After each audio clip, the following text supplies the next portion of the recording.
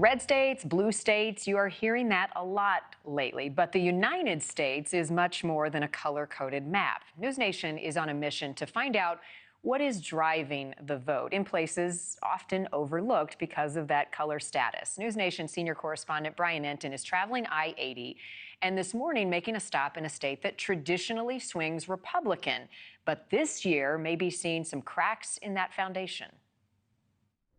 Our political road trip across the country talking to voters continues. We're headed west on I-80 and we have made it out here to Salt Lake City. This is the Great Salt Lake behind me. Check this out, it's massive. One of the biggest lakes in the Western Hemisphere. It is a little smelly out here because it's so salty, 2 to 9 times more salty than the ocean, I'm told. Utah, though, you might be thinking, why is that interesting politically? It always goes red. Well, there actually is a very interesting political story here among Republicans. It's not your everyday strut downtown. 5, 6, 7,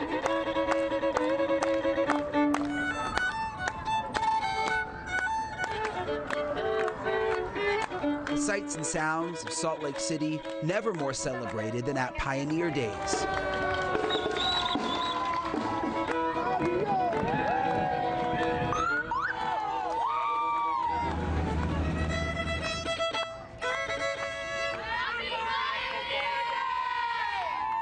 The festivities are a community uniter, yet politics in Utah not exactly in lockstep.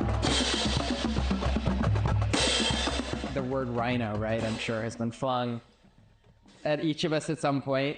NewsNation gathering a group of Republicans over a light supper in Salt Lake to talk the state of their party. Raise your hand if you're going to vote for the party's nominee. The Republican Party. The Republican Party's nominee. Sorry, the Republican Party's nominee. One hand for Donald Trump.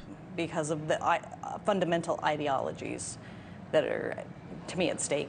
Colleen Carrasco's view expected to rule the roost here come Election Day, but Trump has stumbled in Utah. He made it more okay to be angry and to isolate certain people and to start conversations not on policy, but on who a person is. I disliked his whole ideology and how he treats others and how he acts. And I think at the time a lot of it was that religious side of me too. It was like, this is not how you treat people. Once known as Mormons, members of the area's dominant faith are now called Latter-day Saints, their spiritual compass a guide to all aspects of life. Raise your hand if your faith plays a large role in your vote. Political division like we see today really does tear apart at the fabric of our communities. Former state lawmaker Becky Edwards has put her understanding of Utah's history. My women ancestors who were pioneers. And culture, together to form a pact called the Governing Group. The goal, helping good community members become great candidates.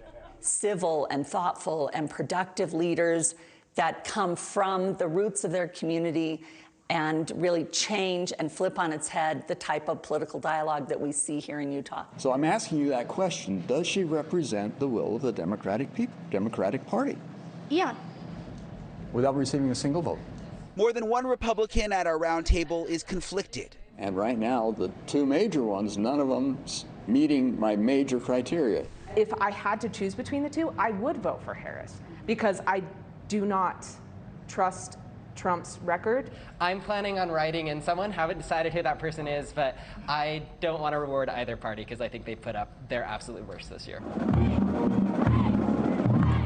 Indeed, in Utah, where it's the traditional Pioneer Day for some,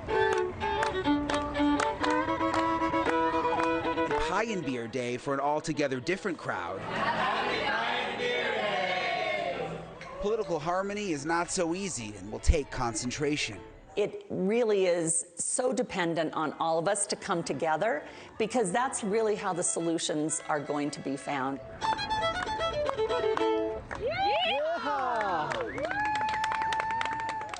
What's interesting is out of that group here in Utah, one of them, the retired Army major, says he is still undecided. Back to you. stuff, as always. All right, Brian will join us later in the show where he is heading next. And don't miss his Driving the Vote series tonight and every night this week on The Hill at 6 Eastern right here on NewsNation.